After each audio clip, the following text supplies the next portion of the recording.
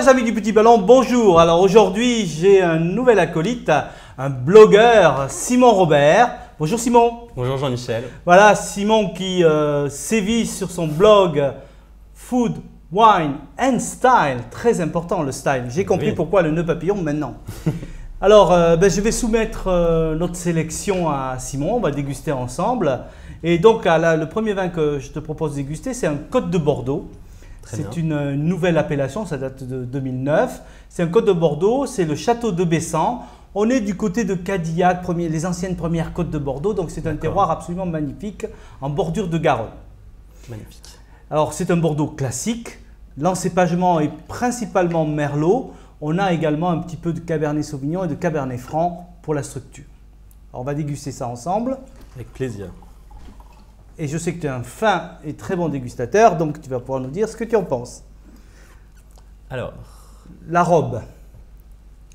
La robe.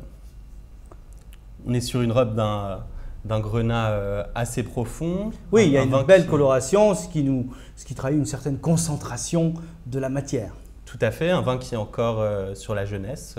Très jeune, effectivement, on est sur 2011, donc il est encore sur des notes un petit peu violettes. Tout à fait. C'est très prometteur. C'est brillant, c'est voilà, une belle fluidité, donc plutôt agréable à l'œil. En effet. Alors on passe à la deuxième étape. Le nez. Le nez. Alors la première impression. La première impression, c'est qu'on est sur un nez assez délicat. Oui, c'est fin, c'est délicat. Effectivement, il y a un côté fruité. C'est vrai que le Merlot ramène ce côté un peu suave, un peu velouté au nez déjà. Tout à fait, oui. Et puis quand même, derrière, on sent que c'est un vin qui a fait un petit peu d'élevage sous bois parce qu'on a des notes un petit peu épicées. Un poil vanillé. Un poil vanillé, mais c'est plutôt flatteur, séducteur. Tout à fait. Ce que j'appelle moi des vins violons, hein, qui plaisent beaucoup. Et on sent quand même que ce vin peut encore évoluer, qu'il y a encore du beau chemin à faire. Un beau potentiel, en effet. On n'est pas du tout sur des arômes dits d'évolution. Non. On des arômes frais, mais déjà agréables. Tout à fait. Ce que j'appelle moi un Bordeaux moderne, c'est-à-dire un vin qui peut être agréable tout de suite, mais qui a aussi un potentiel. Tout à fait. Donc on va passer peut-être à l'étape suivante, celle qui vous intéresse en général, la dégustation.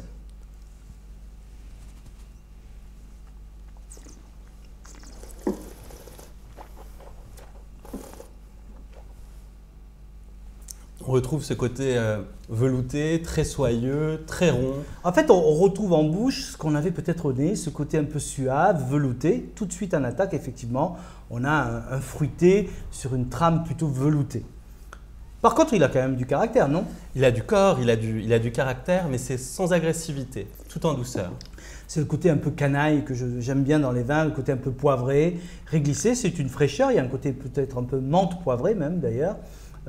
Et qui tiennent des tanins très fins, moitié peau, hein, on sent un peu la peau de raisin, un côté un peu croquant que j'aime beaucoup, mais aussi des tanins très fins de l'élevage, qui un peu saupoudré, un peu poudré comme je dis, qui permet au vin de tenir quand même sur une bonne longueur. Ça, cette fraîcheur du coup en fin de bouche, c'est un peu ce qui caractérise les grands Bordeaux. Oui, alors ce n'est pas le grand Bordeaux tel qu'on veut l'entendre, c'est un très très bon Bordeaux. Oui. Voilà, c'est ce que j'aime bien. Alors, on pourrait dire que c'est mon Bordeaux de tous les jours, hein, mais non, c'est un très très bon Bordeaux et c'est très bien fait et ça a ce côté moderne, à la fois attractif jeune, mais également ce potentiel de vieillissement, on le sent également en bouche. Voilà. Alors toi, qu'est-ce que tu ferais avec ce vin-là à la maison? La fête. Ah, la fête, oui, c'est une bonne idée. Mais la fête autour de quoi? Est-ce qu'on parle de cuisine? La fête autour d'une belle pièce de bœuf grillé, je pense, oui. Légèrement assaisonné au poivre du moulin. Sur cette jeunesse, effectivement, le côté un peu croquant du vin va bien avec les protéines d'une viande saignante, par exemple. Parfait. Tout à fait. Mais bon, avec quelques mois de recul, on pourrait aller aussi sur des viandes en sauce.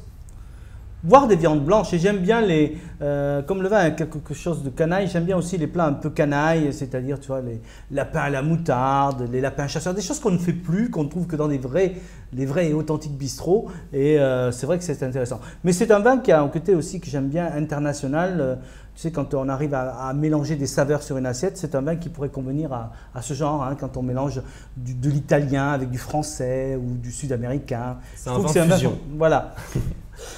On peut le boire dès aujourd'hui, il est déjà agréable, je trouve. Moi, je conseille de le boire plutôt tu vois, à 16-17 degrés. On le boit toujours trop chaud, donc c'est un quart d'heure dans la porte de frigo avant de passer à table. On peut l'aérer une demi-heure, une heure. On n'a pas besoin de l'ouvrir longtemps en avance non plus. Hein, en carafe, on peut le passer en carafe, mais pas forcément trop longtemps en avance. Et voilà, je trouve un Bordeaux qui m'a beaucoup séduit, qui est très flatteur, qui correspond à ce que j'attends d'un Bordeaux, c'est-à-dire du caractère, de la suavité, de la finesse, tu l'as dit tout à l'heure, du côté un petit peu délicat. Voilà, un côté un peu féminin de la virilité. C'est bien résumé. Voilà, c'est un peu philosophe. Voilà, j'espère que tu as apprécié. J'ai beaucoup apprécié et j'espère pouvoir le partager avec vous. Voilà, ben, nous allons le déguster avec vous. Alors, bonne dégustation, à bientôt. À bientôt.